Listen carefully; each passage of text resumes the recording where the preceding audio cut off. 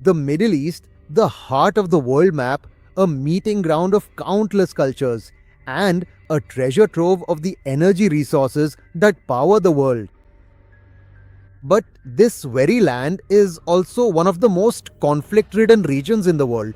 There is a military force assigned to protect the security of this vast region and safeguard American interests, and its name is the United States Central Command, or CENTCOM.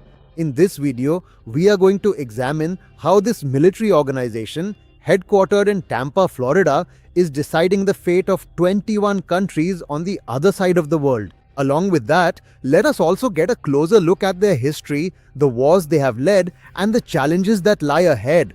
What is CNCCON?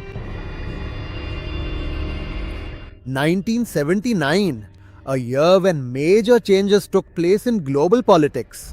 A revolution is happening in Iran, and American diplomats are being held hostage.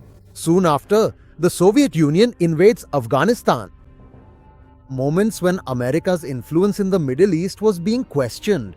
To tackle these crises, the then American President Jimmy Carter formed the Rapid Deployment Joint Task Force. However, realizing the need for a permanent arrangement, President Ronald Reagan officially announced the Central Command for the Middle East on January 1, 1983. As part of the Cold War, the initial aim was to prevent Soviet intrusion into the Middle East. But very soon, they had to face their first test. During the Iran-Iraq War in the 1980s, CENTCOM made its presence known by providing protection to oil tankers passing through the Persian Gulf. The year was 1990. Saddam Hussein's Iraq attacked Kuwait. That marked the beginning of the largest military operation in CENTCOM's history. Operation Desert Storm, led by General Norman Schwarzkopf, showcased CNCOM's strength to the world. Through a ground war that lasted just 100 hours, they liberated Kuwait from Iraq. However, the terrorist attack on September 11, 2001 changed CENTCOM's responsibilities forever. The fight against the Taliban in Afghanistan, followed by the invasion of Iraq in 2003, these wars that lasted for decades turned CENTCOM into one of the most active war commands in the world. Billions of dollars and lakhs of soldiers have passed through this land. Today, CENTCOM is not just a military unit, it is a complex network.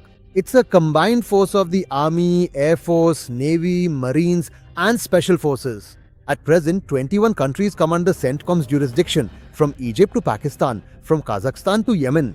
Among these are three of the world's most important waterways: the Suez Canal, Bab el-Mandeb, and the Strait of Hormuz. The lifeline of global trade passes through these routes. In modern times, the challenges faced by this command are constantly changing. CENTCOM's new missions include countering terrorist organizations like ISIS, controlling Iran's influence, and preventing the increasing number of cyber attacks. From bases like Al Udeid Air Base in Qatar, they continue round-the-clock surveillance in the region. Criticisms and controversies have always followed CENTCOM.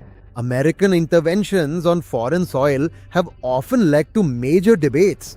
However, supporters argue that CENTCOM stands as a security shield for the region amidst the instability in the Middle East. In the changing world order, how CENTCOM will operate while countering the growing influence of China and Russia is a highly relevant question today.